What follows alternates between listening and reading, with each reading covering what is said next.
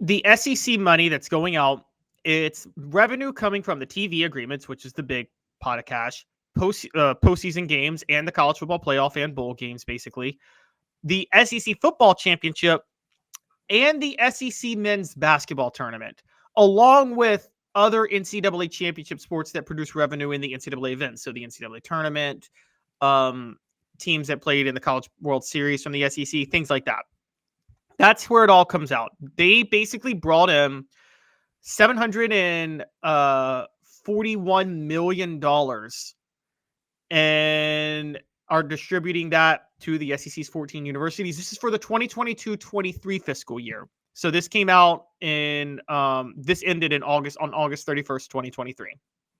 And it allowed them to distribute about $51.3 million per school. Now, that all sounds great and everything, but the problem is in 2021-22, the Big Ten, this is a year before this, was distributing $58 million to all of its member schools. And you can bet that number probably went up in 2022-23, particularly with two Big Ten teams in the college football playoff that year. So what's very obvious and clear is that the Big Ten right now, so the 2021-22 Big Ten revenue is $7 million per school more than the 2022-23 SEC revenue. And that gap's going to get wider when the Big Ten 2022-23 revenue comes out. Big Ten's ahead of the SEC. They just are. And it's going to get worse because this is before the new TV deals have come into place. And I've been insisting this. I've been shouting it from the rooftop. And Greg Sankey got played. And I keep saying he got played. And unless the mega conference thing does happen within 3 years, I don't see why Tony Petitti wouldn't be the mega conference commissioner anyway at this point than Greg Sankey, because Tony Petitti could be like, look at the deals I got with my conference. I'm clearly better at this than you are, Greg. And I'm going to be honest, in an age of NIL where Moneyball is going to become a factor and how coaches are hired, you can book that. Big Ten's going to have more money to hire coaches and buy some players than the SEC. I don't mean this as a personal attack, but I think you're a little bit in the dark, and I think I am too when it comes to the future of what's going to happen. I don't know what is going to happen. I'm not going to pretend to know that, but whether it's mega conference or the money that comes in, I mean, let's these TV contracts are going to be null and void if a mega conference comes about. And then at that point, you're going to have to split the money a little bit more evenly. I don't know where we're going to be in 3 years. I think outside of the 2025 season, everything is up in the air. It's not up in the air when you go to Rick Terry Jewelry Design. They want to be your jeweler looking for affordable game day jewelry. How about the Fire Opals, a Tennessee tradition? RickTerryJewelry.com, RickTerryJewelry.com. All right. So, Caleb, I don't believe that you're going to have a situation in which either of these conferences are going to be outdone by money, by either TV or bowls or whatever the case may be, because I think you've seen the first step of them working together. And how exciting would it be to have a Big Ten SEC challenge or whatever the case may be? But that's at the very least of what I think this new relationship is going to be. I think it's actually going to be more along the lines of a mega conference, and I've been told you're going to see about 50 teams. Hit that like and subscribe button. We greatly appreciate when you do that. And I just don't see the SEC taking a back seat to the Big Ten long-term financially in a TV deal. Now, it looks that way now, but I think things change when a mega conference is introduced into the equation. So I get your point about me being in the dark, but And me too. I didn't mean that to sound like a personal attack. No, okay? I know you didn't. I have been covering politics for a while, and I've been covering Tennessee athletics for a while. You know what I've learned, Dave? And I've covered really, really wealthy people who like put themselves out in the public a little more for a while. Most people, there's this idea that when they're doing stuff, there's this 4D chess game they're playing that we're all in the dark.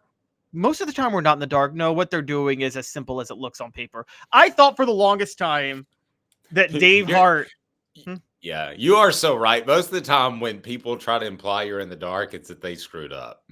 Exactly. I thought for the longest time covering Tennessee athletics that this athletic director's doing this. I'm like, well, he knows something. I'm in the dark. Dave Hart's got this on lock. He's handling it. No. They were you know this more than I do, Dave. That decade of dysfunction went all the way to the top, and every single person affiliated was chasing their own tail at Tennessee, weren't they, for 13 years and had no idea what they were doing.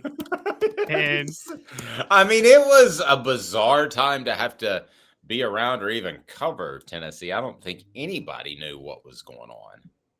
Yeah. So I went from, look, I am ashamed to admit this, guys. I'm really ashamed to admit this. I thought I was left in the dark with some dumb things Butch Jones did back in the day when he first started at Tennessee. I'm like, oh, he must have a reason for doing this. He must have a reason. And then I'm like, no, he really is just that dumb. And so so I've covered enough of these. I've done enough covering of institutions and people in power to believe, having believed that they knew something I didn't, and then to realize, no, they were just completely lost, to where I don't do that anymore. I don't think there's any depth to most people. So I don't think there's any depth to Greg Sankey. I think what we see is what we're getting. And I think what we see is Greg Sankey got played on a TV deal by the SEC. He couldn't even get the SEC to agree to a 9-game schedule because Nick Saban strong-armed half the conference to oppose it last year. Yeah, it's hard for me to believe. Now, I haven't been around the Big Ten commissioner, but you know how I just kind of, once I trust people, I trust them. Like if you tell me something, you probably are more learned in video editing, and definitely more learned in video editing, but probably a little bit more of a basketball guy than I am. So when you tell me something, once I've gotten to the point, I trust you, I trust you. So when Greg Sankey said, we'll see how things work out, kind of, off the record, I've had a working relationship with him. I kind of trust him. Now, that could be the old situation of fool me once, shame on me, or shoot you, fool me twice, shame on me. You fool me, can't get fooled again. Yeah. That's what Bush said. Fool me, fool around. But I just, at the end of the day, I think that the SEC is going to be just fine in cash money, homie. I don't think they're going to be hurting. But you do bring up a good point. If there is a vast difference, and on paper it looks vast, give us, if you can, just kind of the foundation of the differences we see the two, the two television deals now. How different of cash money are we talking? So the Big Ten inked a $7 billion deal across 3 different networks for 10 years. That starts this year. The same year, the SEC's $3 billion deal across 3 different networks goes into effect. Worse yet, that's not even as bad as it is. The SEC's is $3 billion over 10 years. The Big Ten's is $7 billion over 7 years. So for the next 7 years, the Big Ten will be bringing in $1 billion a year in TV revenue, where the SEC brings in $300 million. That's more than 3 times the revenue. Then, in 7 years, assuming this all stays as it is, the Big Ten is going to be able to renegotiate a TV deal, while the SEC will still be stuck in its $300 million deal. So the Big Ten is already more than 3 times worth the SEC in their TV deal. Plus, they're going to renegotiate and get an even better deal before the SEC's 10-year deal is up. And it's the thing that has me going crazy, Dave, is that they're going to be able to buy players away from SEC schools, because NIL, boosters will be able to put a lot more into NIL because they won't have to put it to hiring coaches, because the Big Ten is raking in so much money. So the only way to save the SEC is for this mega conference to form. And in reality, let's be honest, if the mega conference forms, that's the Big Ten bailing out the SEC, not the other way around. SEC got played. He gets fired up. The SEC is going down in flames, if you ask Caleb Calhoun. I don't think that's the case. I think this TV deal is going to end up. I just think they got played on their TV negotiations, and they did.